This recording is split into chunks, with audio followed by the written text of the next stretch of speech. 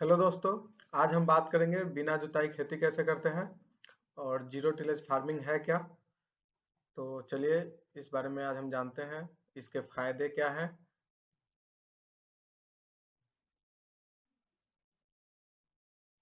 तो सबसे पहले ये जान लेते हैं कि जीरो टिलेज फार्मिंग किसको कहते हैं। और इसमें जो होता है कि खेत को बिना जोते जहाँ पे हम लोग को बीज लगाना है, सिर्फ वहाँ पे थोड़ा सा 3 से 4 सेंटीमीटर तक गड्ढा करना होता है और वहाँ पे हम लोग फिर बीज लगाते हैं।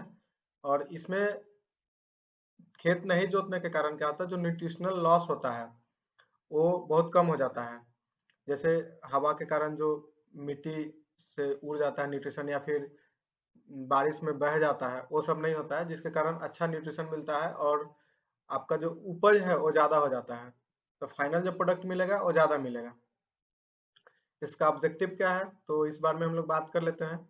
तो सबसे पहले है कि ये एक अच्छा मतलब सीड बेड तैयार होता है अगर जीरो टिलेज में हम लोग खेती कर रहे हैं तो, और अच्छा से ग्रो भी करता है। और इसमें क्या है कि जो वीड होता है वो अच्छा से हम लोग उसको मैनेज कर सकते हैं।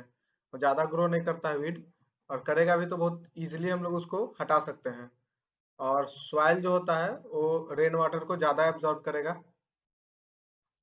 और मॉइस्चर को बनाए रखेगा। बिना जुताई खेती में करने में सबसे जो ज़्यादा जो फायदा है वो क्या है कि पानी का बचत होता है, क्योंकि इसमें मॉइस्चर लॉस बहुत कम होता है। जो पानी का जो नमी है मिट्टी में रहता है वो बहुत कम मिट्टी से बाहर निकलता है। जोत देने पे क्या होता है कि जो भी नमी है पानी में वो खत्म हो जाता है, जिसके कारण हम लोग को बहुत ज्यादा पानी देना होता है और उसमें बहुत ज्यादा खर्च आता है। तो खर्च कम करता है। सबसे इसका मेन जो ऑब्जेक्टिव है वो खर्च को कम करना है और पानी को बचाना है। और हम लोग देखें तो जुताई कितने प्रकार की होती है, तो एक है कन्वेंशनल टिलेज, जिसमें हम लोग खेत को पूरी तरह से जोत देते हैं। इसमें कुछ भी नहीं छोड़ते हैं, कोई घास पतवार नहीं रहेगा और पूरा सब चीज साफ कर देंगे। और इसमें सबसे ज्यादा मॉइस्चर लॉस होता है, नमी सबसे ज्यादा लॉस होता है, जिसके कारण हम लोग को इसमें बहुत ज्यादा पानी देना पड़ता है। दूसरा है कंजर्वेशन टिलेज में क्या है कि इसमें हम लोग जो भी उसमें घास पतवार रहता है उसका 30% तक इसमें छोड़ देते हैं। जैसे मान लीजिए धान काटने के बाद जो खुट्टी बच जाता है या फिर गेहूं कटने के बाद, वो सब इसी में छोड़ करके उसके साथ ही जोत जोत देते हैं। तो इसमें थोड़ा सा मतलब न्यूट्रिशन तो रहता है लेकिन पूरा कंप्लीटली नहीं रहता है, और इसमें भी मॉइस्चर लॉस बहुत ज्यादा होता है।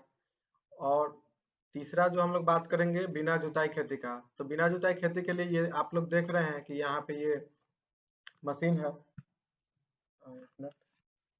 आप लोग देख रहे हैं जैसे कि ये जीरो टिलेज मशीन है। इसमें क्या होता है कि हम लोग यहाँ पे सीड डालते हैं, यहाँ पे सीड डालेंगे और साथ में इस पाइप से होकर के सीड और खाद दोनों ही, बीज और खाद दोनों ही यहाँ पे आके गिरेगा। और सिर्फ जब हम लोग इसको ट्रैक्टर से आगे बढ़ाएंगे तो सिर्फ और सिर्फ यहीं पे गड्ढा होगा और वहीं पे सीड जाएगा और दूसरा जगह जुताई नहीं होगा। इससे फायदा है पानी का बचत, और सीड अच्छा से ग्रो करता है। नेक्स्ट देखिए, जैसे कि यहाँ पे क्लियर विजन है, देख सकते हैं ये जो यहाँ पे हम लोग सीड डालेंगे, ये जीरो टिलेज मशीन है। और यहाँ पे जो है आपका सीड जो है पाइप के थ्रू आएगा इधर और यहाँ पे गिरेगा। और दूसरे पाइप से आता है ये क्या कहते हैं, फर्टिलाइजर्स। फर्टिलाइजर्स आएगा, खाद आएगा, खाद आकर के गिरेगा जस्ट उसके पास में ही गिरेगा, बीज के पास में। और आप लोग जैसे देख रहे हैं इस खेत में पूरा खुट्टी है, कुछ भी नहीं इसमें से निकाला गया है। इसको निकालना नहीं चाहिए। ये क्या है कि पौधा को बहुत अच्छा न्यूट्रिशन प्रोवाइड करता है।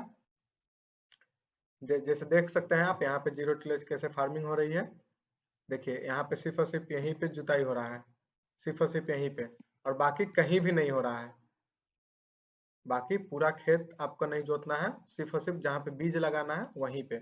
इसको आप लोग मैनुअली भी कर सकते हैं, जैसे कि मक्का वगैरह जो लगाया जाता है तो जहाँ पे बीज लगाना है वहाँ पे खुरपी से थोड़ा सा मिट्टी हटा करके वहाँ पे बीज डाल दीजिए, कम से कम 3 से 4 सेंटीमीटर अंदर, ताकि कोई चिड़िया वगैरह उसको ना खा जाए और अच्छा से उसको नमी मिलेगा तो जर्मिनेट अच्छा से करेगा। नेक्स्ट क्या है, एडवांटेज क्या है, तो सबसे पहले हम लोग इसमें बात कर चुके हैं मॉइस्चर कंजर्वेशन, यानी कि पानी का नमी को बचाए रखता है। और नमी के कारण क्या होगा, नमी जब बचा रहेगा तो आप लोगों को पानी कम देना पड़ेगा। और इम्प्रूव यील्ड्स, यानी कि उपज ज़्यादा होगा, फाइनल जो प्रोडक्ट होगा आप लोग को ज़्यादा मिलेगा जीरो टिलेज फार्मिंग में। जो आप लोग जोत करके करते हैं तो उसमें सीड को अच्छा से नमी नहीं मिल पाता है, पानी ज्यादा देना पड़ता है, मॉइस्चर लॉस बहुत ज्यादा होता है, जिसके कारण ग्रो सारा सीड नहीं करता है और जो फाइनल जो प्रोडक्ट मिलता है उतना नहीं मिल पाता है।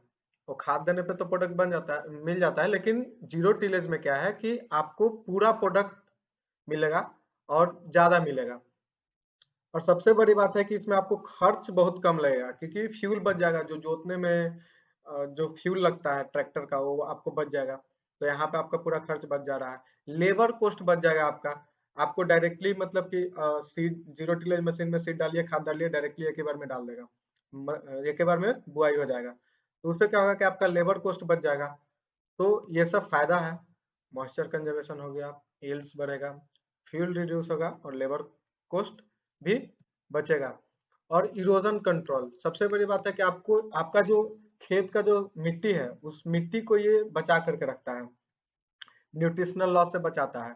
जो हवा बहुत अगर तेज चलता है तो उसमें क्या होता है कि मिट्टी का जो ऊपरी परत है, अगर हम लोग खेत जोत देते हैं तो पूरा उड़ जाता है, जिसके कारण क्या होता है न्यूट्रिशनल लॉस होता है, उसमें हम लोग को खाद ज्यादा डालना पड़ता है।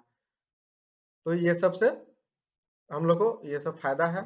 साथ में हम लोग इंक्रीज कर सकते हैं लैंड यूज को, यानी कि साथ में अगर जीरो टिलेज कर रहे हैं तो अगर जहां पे हम लोग सीड डाले हैं किसी चीज का, उसके साथ दूसरा चीज का भी सीड डाल सकते हैं उसके बीच वाला स्पेस में।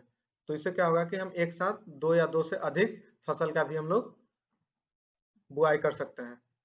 चलिए, जीरो टिलेज के बारे में आज इतना ही। अगर आप लोग चाहते हैं कि इसका पूरा डिटेल वीडियो आपको मिले और कितना एकड़ जमीन में कौन सा मशीन चाहिए, कैसे मशीन को यूज करते हैं, अगर पूरा आप लोग चाहते हैं कि वीडियो मिले तो आप लोग हमको कमेंट करके बताइए और चैनल को सब्सक्राइब कर लीजिए। Thank you.